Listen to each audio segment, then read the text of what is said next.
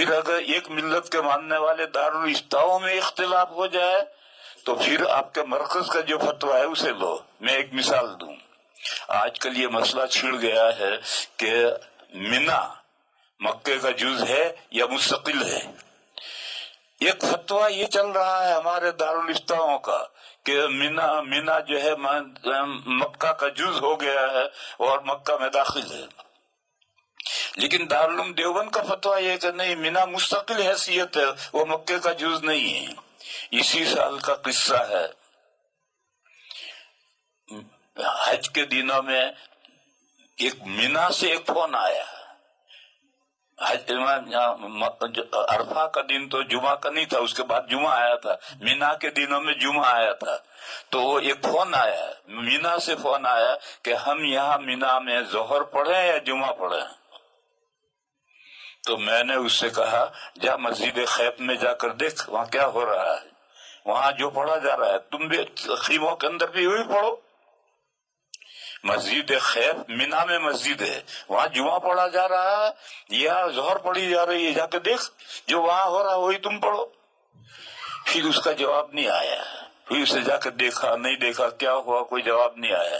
لیکن جب حاجی آئے تو دارالعلوم دیوبند کے ایک مفتی صاحب تھے، وہ بھی حج میں گئے ہوئے تھے. تو میں نے ان سے پوچھا کہ بھئی مینا کے دنوں میں جو جمعہ آیا تھا تو مسجد خیف میں کیا پڑھا گیا؟ تو ان کا ظہر پڑھی گئی. گویا وہاں یہ مسئلہ طے ہے کہ مینا مکہ کا جز نہیں ہے. اگر مکہ کا جز ہے تو وہاں مینا جمعہ پڑھنا چاہیے. جمعہ نہیں پڑھا گیا، ظہر پڑھی گئی. تو اب ایک فتویٰ یہ ہے کہ مینا مستقل ہے، دارالعلوم دیوبند کا فتویٰ یہ ہے، اور ایک فتویٰ یہ ہے کہ مینا مکہ کا جز ہے. ایسا جب ایک ملت کے دارالفتاؤں میں اختلاف ہو جائے تو پھر ایسی صورت میں اصلاً طریقہ یہ ہے کہ آپ اپنے مرکز کو پکڑیں، اور آپ کو بحث کرنی ہو تو اپنے مرکز کے مفتیوں سے بحث کریں. لیکن عمل کرنا ہے اپنے مرکز کے فتویٰ جو ہے اسی فتوے پر عمل کرنا ہے. مظاہر ایک مستقل ادارہ ہے لیکن وہ دیوبندی ہے، چنانچہ وہ کبھی دارالعلوم سے اس کا کبھی اختلاف نہیں ہوتا ہے. اگر تھوڑا بہت اختلاف ہوتا ہے تو پھر رجوع بھی کر لیتے ہیں.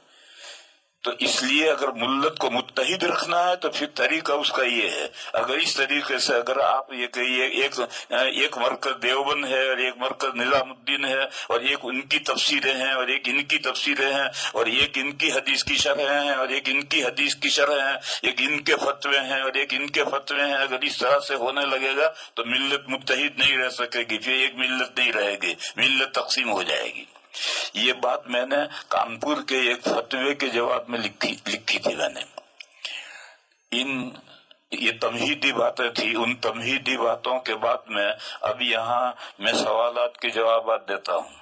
ایک سوال یہ ہے، کیا نماز میں قرآن ہاتھ میں لے کر نماز پڑھنا جائز ہے؟ ہاتھ میں لینے لو یا ہاتھ میں نہ لو. جیسے وکٹوریا میں نے دیکھا تھا کہ اسٹینڈ پر بڑا قرآن کھلا ہوا ہے، بس امام وہیں سے دیکھ کر پڑھ رہا ہے. اس کی دوسری شکل یہ ہے کہ اسکرین چل رہی ہے، امام کے سامنے اسکرین چل رہی ہے اور وہ پڑھ رہا ہے اور پھر اسکرین جاتی ہے پڑھ رہا ہے. ہاتھ میں لینا تو کوئی ضروری نہیں، قرآن میں دیکھ کر پڑھ رہا ہے تو نماز نہیں ہوگی. نماز میں قرآن دیکھ کر پڑھنے کے عدم جواز پر علماء احناف اکثر دو دلیلیں پیش کرتے ہیں. نہیں کرتے، کتابوں میں دو دلیلیں لکھی، علماء نہیں پیش کرتے. دو دلیلیں کتابوں میں لکھی ہیں، اور وہ کتابوں میں جو لکھی ہیں دو باتیں ان میں سے ایک صحیح ایک صحیح نہیں ہے. جیسے میں نے کہا کہ طواف زیارت حائضہ نہیں کر سکتی، اس کے لیے شرح وقائع میں جو وجہ لکھی ہے وہ صحیح نہیں ہے، اس کی وجہ دوسری ہے. عمل کثیر تلقی من الخارج، جہاں تک بات عمل کثیر کی ہے تو صحیح بخاری میں حدیث نمبر کے مطابق حضور کا اپنے نواسی امام کو، یہاں رکو پھر ایک بات اور سمجھاؤں. حدیث اور سنت ایک نہیں ہے، حدیث اور سنت ایک نہیں ہے. حدیث الگ ہے، سنت الگ ہے، لیکن بالکل الگ نہیں ہے، تباین کی نسبت نہیں ہے. حدیث چار چیزوں کا نام ہے: نبی پاک صلی اللہ علیہ وسلم کا ارشاد، نبی پاک صلی اللہ علیہ وسلم کا عمل، نبی پاک صلی اللہ علیہ وسلم کے سامنے مومن نے ایک کام کیا، حضور نے اس کو برقرار رکھا، اس کو نکیر نہیں کی، تقریر۔ اور نبی پاک صلی اللہ علیہ وسلم کے ذاتی احوال کہ حضور کے دانت ایسے تھے، سامنے کے دو دانتوں کے بیچ میں ذرا سا کشادگی تھی، آنکھیں ایسی تھی، بال ایسے تھے، کان ایسے تھے، چال ایسی تھی، ڈھال ایسی تھی۔ یہ چار چیزوں کا نام حدیث ہے۔ کوئی بھی ارشاد، چاہے نبوت سے پہلے کا ہو، نبوت سے بعد کا ہو، کوئی بھی عمل، کوئی بھی برقرار رکھا، تقریر مانے حضور نے برقرار رکھا، یعنی ایک مسلمان نے کوئی عمل حضور کے سامنے کیا اور حضور نے اس کو رد نہیں کیا، اس کو نکیر نہیں کی، تو یہ تقریر اور حضور کے اوصاف۔ اور سنت کیا ہے؟ سنت ہے وہ باتیں جن پر مسلمانوں کو عمل کرنا ہے۔ لہذا نبی پاک صلی اللہ علیہ وسلم کے جو ذاتی احوال ہیں وہ سنت میں نہیں آتے، اس لیے کہ اس پر عمل تھوڑی ہوتا ہے۔ وہ تو حضور کے ذاتی احوال تھے کہ حضور کی آنکھیں ایسی تھی، ہم اپنی آنکھیں ایسی کیسے بنائیں گے؟ حضور کے بال ایسے تھے، ہم اپنے بال کیسے بنائیں گے؟ حضور کی چال ایسی تھی، ڈھال ایسی تھی، یہ ہم کیسے بنائیں گے؟ لہذا وہ سنت میں نہیں آئیں گے۔ حدیث میں تو ہیں لیکن سنت میں نہیں۔ اسی طرح سے کچھ حدیثیں منسوخ ہیں، جیسے پہلے یہ حکم تھا کہ آگ پر پکی ہوئی کوئی چیز کھاؤ گے تو وضو ٹوٹ گیا، اب نماز پڑھنی ہو پھر وضو کرو۔ اور نہایت اعلیٰ درجے کی حدیث ہے توضؤ مما مست النار، بس یہ حدیث تو ہے، قولی بھی ہے اور صاحب پہلے عمل بھی تھا، مگر یہ سنت نہیں۔ اب اگر آگ پر پکی ہوئی چیز کھائیں گے تو وضو نہیں ٹوٹے گا۔ تیسرا دوسری تو ایک تو وہ باتیں جو منسوخ ہو گئی وہ حدیثیں ہیں، جیسے پہلے یہ حکم تھا کہ میاں بیوی ایک دوسرے سے ملیں تو فارغ ہوں گے تب غسل واجب ہوگا، اور اگر فارغ ہونے سے پہلے میاں بیوی جدا ہو جائے تو غسل واجب نہیں ہے۔ اب یہ حکم نہیں ہے، اب دوسرا حکم ہے، ملتے ہی غسل واجب۔ بس یہ سنت ہے، اذا التقى الختانان یہ سنت ہے، اور الماء من الماء یہ حدیث ہے، سنت نہیں۔ تو جو باتیں منسوخ ہو گئی وہ حدیثیں ہیں، سنت نہیں۔ اور جو باتیں نبی پاک صلی اللہ علیہ وسلم کے ساتھ خاص ہیں، جیسے یہی حضور کے ذاتی احوال، یا ذاتی احوال کے علاوہ حضور کے لیے 4 سے زیادہ نکاح جائز تھے، اور یہ مسئلہ قرآن میں ہے۔ تو یہ جو حضور کے لیے جو 4 سے زیادہ نکاح جائز تھے، یہ حضور کے نکاح میں 9 بیویاں اکٹھا ہوئی ہیں، یہ حدیث ہے لیکن یہ سنت نہیں ہے، امت کے لیے یہ طریقہ نہیں ہے۔ اور تیسری چیز ہے وہ کام جو حضور نے کسی مسئلے کی وضاحت کے لیے کیے، وہ حدیثیں ہیں اور مسئلے کی وضاحت اس سے ہوگی لیکن وہ سنت نہیں۔ اس کی بہت مثالیں، 2 واقعے ہیں۔ ایک واقعے میں نبی پاک صلی اللہ علیہ وسلم اپنی بیوی حضرت عائشہ کے ساتھ لیٹے ہوئے تھے، یا حضرت ام سلمہ کے ساتھ لیٹے ہوئے تھے، اور رات کا آدھی رات کے بیچ میں دونوں بیویوں کو ماہواری منتھلی پیریڈ شروع ہو گیا۔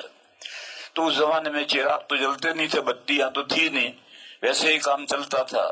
تو وہ بستر میں سے نکل کر کے اپنے ماہواری کے کپڑے باندھنے لگی، تو حضور کی آنکھ کھل گئی تو حضور نے فرمایا کہ ماہواری آ گئی؟ انہوں نے کہا جی۔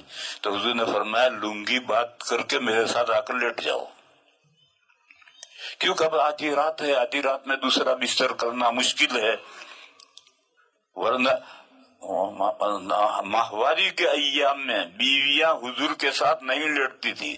ابو داؤد شریف میں حضرت عائشہ کی حدیث ہے کہ جب ہمیں منتھلی پیریڈ آتا تھا تو ہم حضور کی چائے پائی سے اتر کر نیچے چٹائی پر لیٹتے تھے۔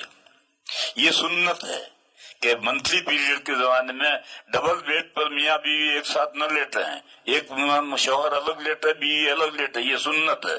اور یہ جو حضور نے فرمایا کہ میرے ساتھ آ کر لیٹ جاؤ، اب اس میں लुंगी तो बांध रखी है और ऊपर का बदन खुला है, तो ऊपर का बदन लगेगा।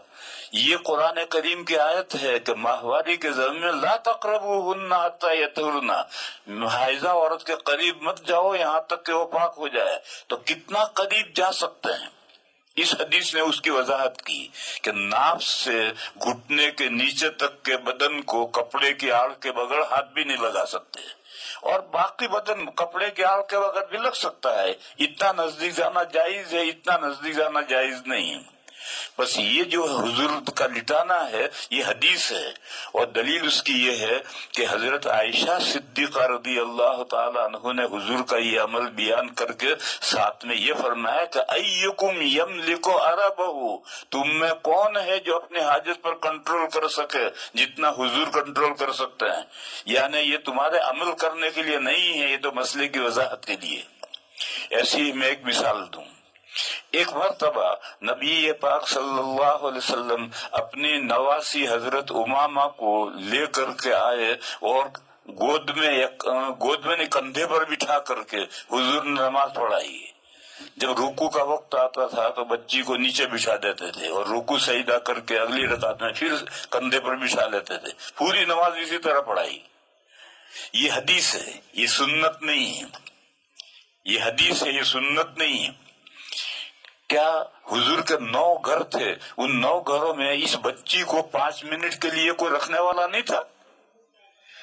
और मदीना तो सारे शमा के परवाने थे, तो क्या मदीना में इस बच्ची को कोई रखने वाला नहीं था? फिर हुजूर बच्ची को लेकर आकर जो नमाज पढ़ा रहे हैं, क्यों? मसले की वजाहत के लिए है। बाज मरतबा ऐसा होता है कि ऐसी जगह पर आदमी होता है कि चोर उचक्कों का खतरा होता है या दरिंदे का खतरा होता है, और बच्चा है उसको बिठा कर रखा तो कोई चोर उचक के ले जाएंगे। तो ऐसी मौके पर बच्चे को उठा करके नमाज पढ़ो, नमाज कज़ा नहीं करनी। कभी ऐसा होता है कि घर में औरत अकेली है, बच्चा बिदक गया है और वो माँ से रोता है, अलग करती है तो रोती है, तो फिर ऐसी सूरत में क्या करेगी? माँ उसको उठा कर नमाज पढ़ेगी। वह बच्चे